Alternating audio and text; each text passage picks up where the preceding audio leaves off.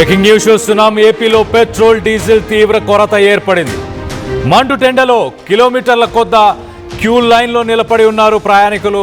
ఇటు అల్లాడిపోతున్నారు జనం. విజయవాడలో నరకం చూస్తున్నారు వాహనదారులు. లీటర్ పెట్రోల్ కావాలన్నా 4-5 గంటలు వెయిట్ చేయాల్సిన పరిస్థితి నెలకొంది.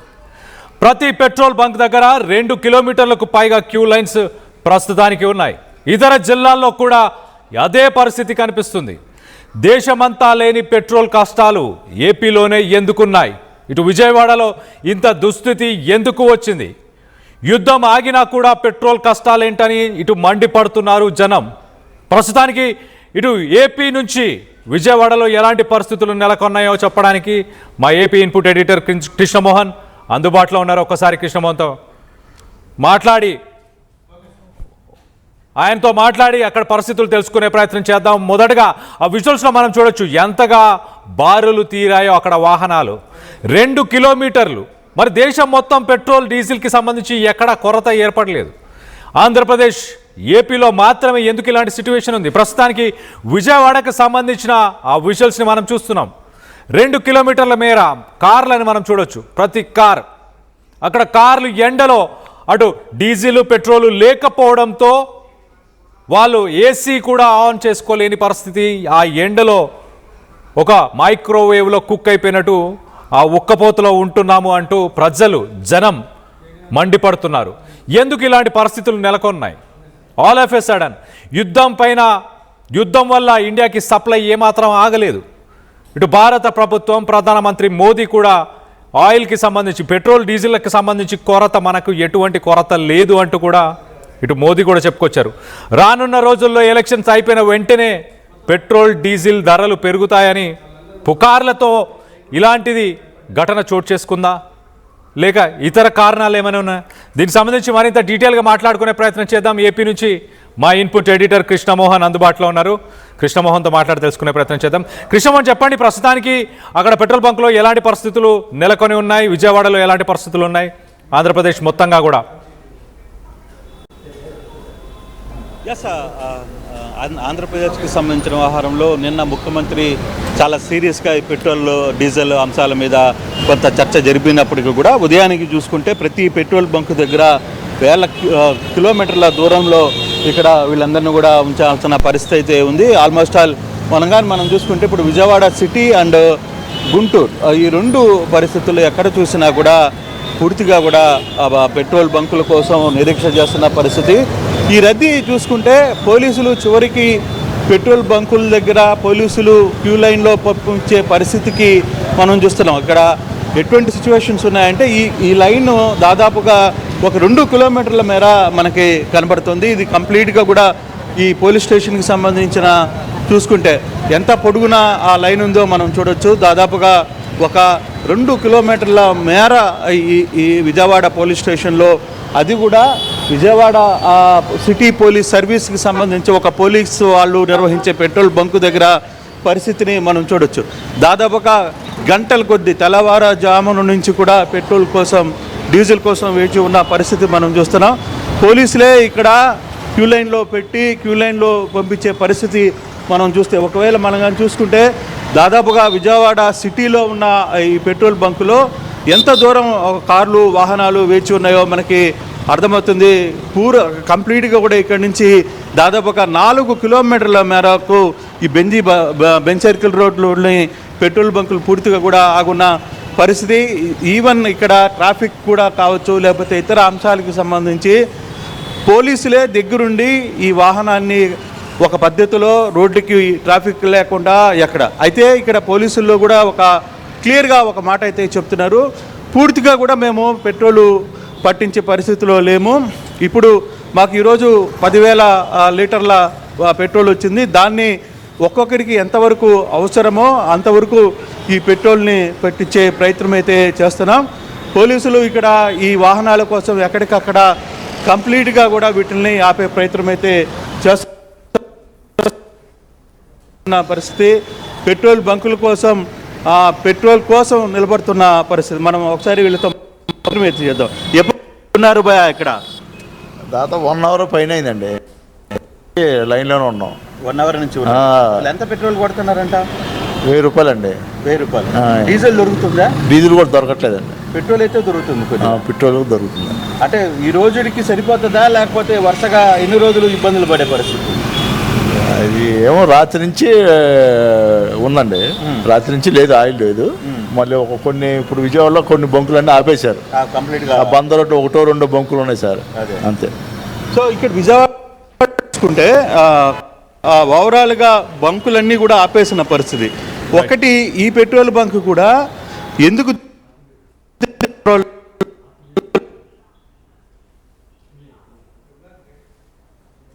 స్కూటర్ కి 200 రూపాయలకి, లేదు ఒక కారుకి అయితే 500 రూపాయలు, కొంచెం పెద్ద వాహనం అయితే 1000 రూపాయలు.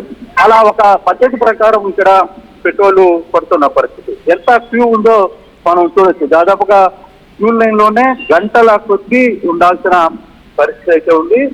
దాదాపుగా ఈరోజు ఒక గంట మాత్రమే ఈ సర్వీస్ కూడా చేయగలం అనేది సిటీ పోలీస్ సర్వీస్ స్టేషన్ ఏదైతే ఉందో వాళ్ళు చాలా క్లియర్ గా చెప్తున్నారు. కారణం ఏంటంటే మా దగ్గర ఎప్పటికప్పుడు పెట్రోల్ వస్తుందో అంతవరకు మాత్రమే మేము ఇవ్వగలం, మిగతాది ఇవ్వలేము అనేది చాలా క్లియర్ గా చెప్తున్న పరిస్థితి. ఎక్కడికక్కడ దీనికి సంబంధించిన ఆహారంలో పూర్తిగా కూడా పెట్రోల్ కావచ్చు లేకపోతే ఇతర అంశాలకు సంబంధించిన ఆహారంలో పూర్తిగా ఇక్కడ ఇదే ఎక్కడ చూసినా కూడా పోలీసులు దగ్గరుండి ఆహారాన్ని నడిపించాల్సిన పరిస్థితి. పెట్రోల్ కొట్టడానికి కూడా ఇటువంటి పరిస్థితులే ఉన్న పరిస్థితి మనం చూసుకుంటే కానిస్టేబుల్స్ పద్ధతిగా పెట్టి ఇక్కడ క్యూ లైన్లో ఉంచే పరిస్థితి అయితే ఉంది. బహుశా డీజిల్ కూడా అయిపోయినట్టుగా కనబడుతుంది. ఎందుకంటే పెట్రోల్ ఉంది కానీ డీజిల్ స్టాక్ లేదు. అందుకే కొన్ని వాహనాలని ఇక్కడి నుంచి పంపించేసే పరిస్థితి ఉంది. మా డీజిల్ అయిపోయిందా, పెట్రోల్ ఉందా? డీజిల్ అయిపోయింది. ఉంది సార్, డీజిల్ పెట్రోల్ రెండు ఉన్నాయి. ట్యాంకర్ ఇప్పుడు వస్తుంది. మ్యాక్సిమం అయితే కారుకి అయితే 2000, 1500 అలా కొట్టమని చెప్పారు. అందరికి సమానంగా రావాలి అంతే. కార్కి అయితే 2000 కొడుతున్నారు. లోపల బైకులకి అయితే 300.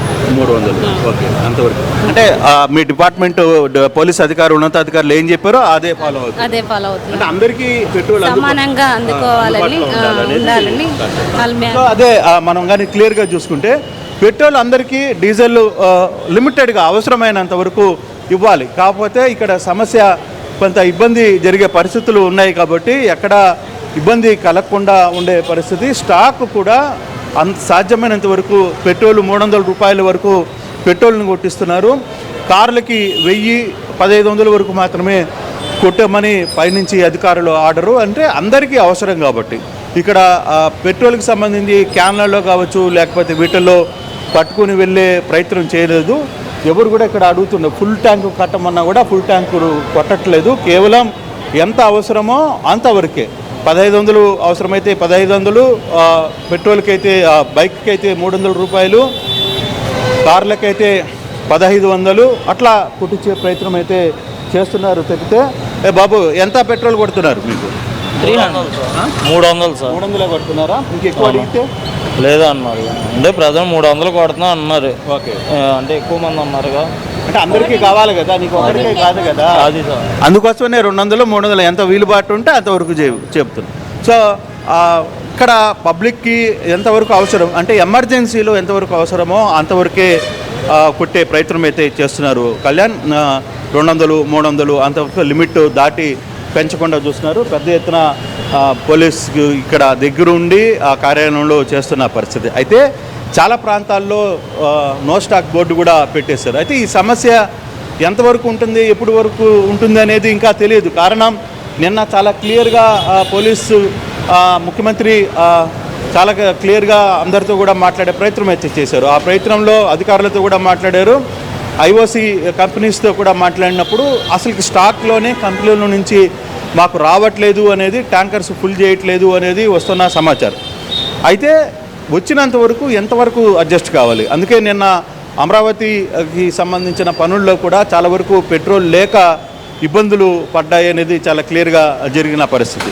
సో ఈ వ్యవహారాన్ని అంతా కూడా ఒక్కసారిగా చూసుకునే ప్రయత్నం జరుగుతున్నప్పటికీ కానీ ఈ అమరావతికి పెట్రోల్ అవసరం, అమరావతిలో నిర్మాణాలకి పెట్రోల్ డీజిల్ అవసరమవుతున్న పరిస్థితి. ట్యాంకర్స్ కోసం వాళ్ళందరూ కూడా నిన్న ముఖ్యమంత్రిని కలిసి ప్రయత్నం చేశారు. ముఖ్యమంత్రి క్లియర్గా ఒక మాట అయితే చెప్పారు, అధికారులతో నేను మాట్లాడుతున్నాను, 2-3 రోజుల్లో ఈ సమస్యని పరిష్కరించే ప్రయత్నం చేస్తామని చెప్పిన పరిస్థితి ఉంది.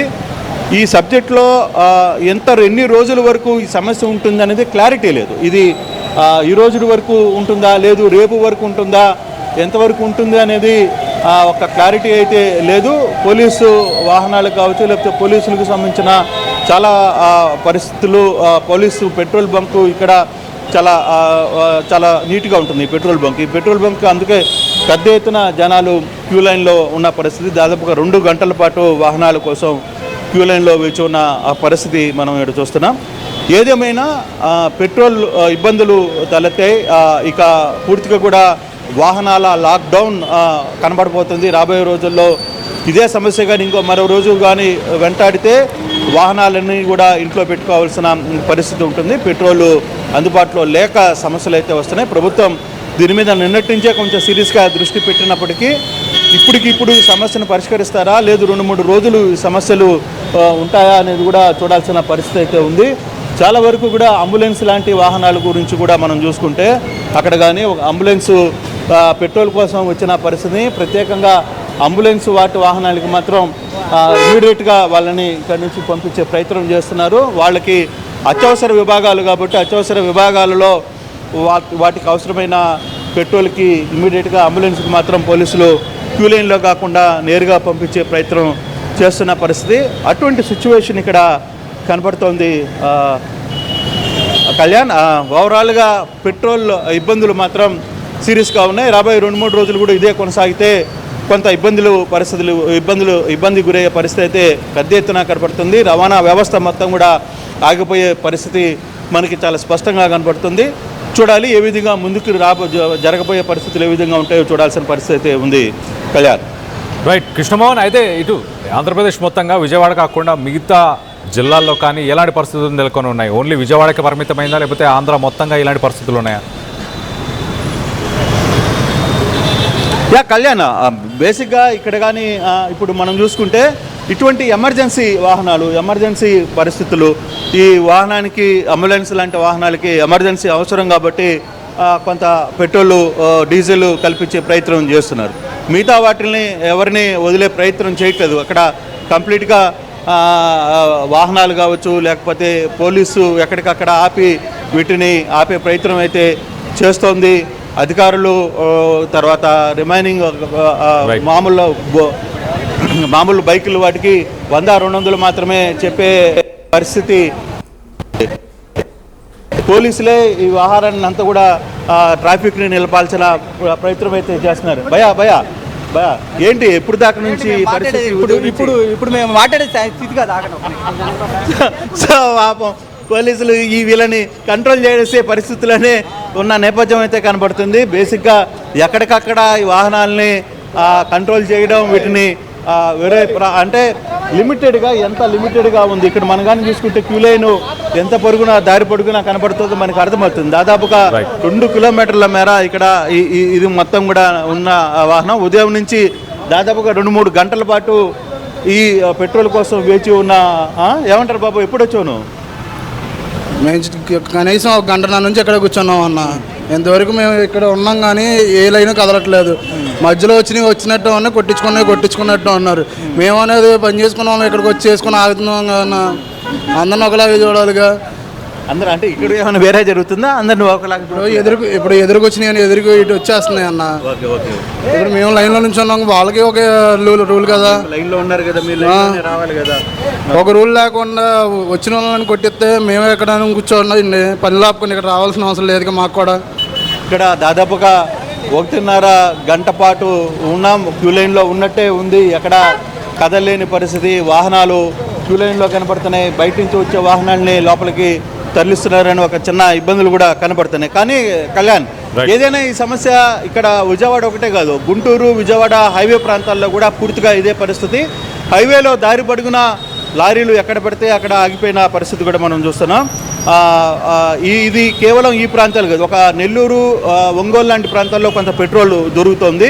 కానీ ఈ ప్రాంతాల్లోనే ఎక్కడికక్కడ నో స్టాక్ బోర్డులు వెలుస్తున్నాయి. ఇది కూడా ఈ పోలీస్ స్టేషన్ కూడా, ఇది పోలీస్ స్టేషన్ ప్రభుత్వం పోలీసు కంట్రోల్లో నడుస్తున్న పెట్రోల్ బంక్ కాబట్టి ఇక్కడ వరకు పెట్రోల్ అయితే ఇస్తున్న నేపథ్యం అయితే మనం చూస్తున్నాం. కొంత సమస్య తీవ్రతరం అయ్యే పరిస్థితి అయితే ఉంది. కొంత సీరియస్ యాక్షన్ ప్రభుత్వాలు వెంటనే చేపట్టకపోతే ఈ సమస్య 2-3 రోజుల్లోనే ఇంకా మిగతా లాక్డౌన్ పరిస్థితులు వచ్చే పరిస్థితిగా, వాహనాలు అన్నీ కూడా ఎక్కడికక్కడ లాక్డౌన్ చేసుకోవాల్సిన పరిస్థితి చాలా స్పష్టంగా కనబడుతుంది. Kalyan. Right Krishnamohan, thanks for the latest update. మొత్తం మీద ఇటు ఇరాన్, అమెరికా, ఇజ్రాయెల్ వార్, ఈ వార్ని నేపథ్యంలో ఆయిల్ మార్కెటింగ్ కంపెనీస్ అన్నీ కూడా కొంత ఆయిల్ సప్లైని, ఆ డిస్పాచ్ని కొంత తగ్గించేశాయి. దాని తర్వాత కొన్ని పుకార్లు ఎలక్షన్స్ అయిపోయిన తర్వాత ఇటు వెస్ట్ బెంగాల్ అలాగే తమిళనాడు ఎక్కడైతే ఎలక్షన్స్ జరుగుతున్నాయో ఆ ఎలక్షన్స్ జరిగిపోయిన తర్వాత ఆయిల్ ప్రైజెస్ అంటే డీజిల్, పెట్రోల్ అలాగే డీజిల్ ధరలు పెంచబోతున్నారు అంటూ కొన్ని పుకార్లు ఏవైతే పుట్టాయో దాన్ని బేస్ చేసుకొని ప్యానిక్ బయింగ్ చేయడం ద్వారా ప్రస్తుతానికి ఇలాంటి పరిస్థితులు విజయవాడ పరిసర ప్రాంతాల్లో నెలకొన్నట్టు తెలుస్తుంది. సో మొత్తం మీద రైతులకి దీనివల్ల ఎంతో కొంత ఇబ్బంది కలుగుతుంది. రైతులు ప్రతిరోజు ఇప్పుడు రబీ సీజన్ కాబట్టి రోజు 100 నుంచి 160 లీటర్లు డీజిల్ వాళ్ళ మెషిన్స్ని యూజ్ చేయడానికి, ప్యాడీ హార్వెస్టింగ్ మెషిన్స్ కావచ్చు, మిగతా మెషిన్స్లో యూజ్ చేస్తుంటారు. మరో పక్కన ఫిష్ ఫార్మింగ్ చేసే వాళ్ళకు కూడా కొంత ఇబ్బంది అని చెప్పుకోవచ్చు. వాళ్ళు దానికి జనరేటర్స్ ఏవైతే వాడుతుంటారో ఆ జనరేటర్స్లో కూడా ఈ డీజిల్ని వాడుతుంటారు. మొత్తంగా కమర్షియల్ ట్రాన్స్పోర్ట్ కూడా కొంత తగ్గిపోయినట్టు తెలుస్తుంది. ఎమ్మిగనూరు, పత్తికొండ ఇలాంటి ప్లేసెస్లో గుర్రపు జట్కా బండ్లను కూడా ప్రస్తుతానికి వాడుతున్నారు. కొన్ని సంవత్సరాల తర్వాత అవి మళ్ళీ రోడ్లపైకి వచ్చాయి. అలాంటి పరిస్థితులు నెలకొని ఉన్నాయి. ఇటు తెలంగాణ బార్డర్లో ఉన్న వ్యక్తులు, ఇటు నందిగామ, జగ్గయ్యపేట పరిసర ప్రాంతాల్లో ఉన్న వాళ్ళంతా కూడా ఇటు కోదాడ, మదిర, ఇటు తెలంగాణకి వచ్చి వాళ్ళు ఇక్కడ పెట్రోల్ కొట్టుకొని వెళ్తున్న పరిస్థితి. మొత్తానికైతే రానున్న 2-3 రోజుల్లో ప్రభుత్వం చర్యలు తీసుకుంటే ఖచ్చితంగా ఇది నియంత్రించవచ్చు. ఒకవేళ కాకపోతే తారాస్థాయికి చేరుకునే అవకాశం ఉంటుంది. అందరూ ఇంకా వెహికల్స్ని ఇంటి పట్టునే పెట్టాల్సిన పరిస్థితులు నెలకొంటాయంటూ చెప్పుకొచ్చే ప్రయత్నం చేస్తున్నారు. మరోపక్కన chief minister N Chandrababu Naidu garu ఆయన చాలా క్లియర్గా ఒక ఎమర్జెన్సీ రివ్యూ మీటింగ్ని ఆయన అరేంజ్ చేశారు. ఇటు చీఫ్ సెక్రటరీ అలాగే సివిల్ సప్లైస్కి సంబంధించిన కమిషనర్ కానీ ఆఫీషియల్స్తో కూడా డిస్కస్ చేసి ఇమీడియట్గా ఇష్యూని రిజాల్వ్ చేయాలి. ఆయిల్ మార్కెటింగ్ కంపెనీస్ ఏవైతే ఉన్నాయో ఆ కంపెనీస్ కూడా వాళ్ళ ప్రొడక్షన్ని ఒక 10% ఇమీడియట్గా ఇంక్రీజ్ చేయాలి. ఏపీకి సంబంధించి పెట్రోలియం ప్రోడక్ట్స్ ఫెడరేషన్ కూడా దీనికి అంగీకరించినట్టు తెలుస్తుంది. మరి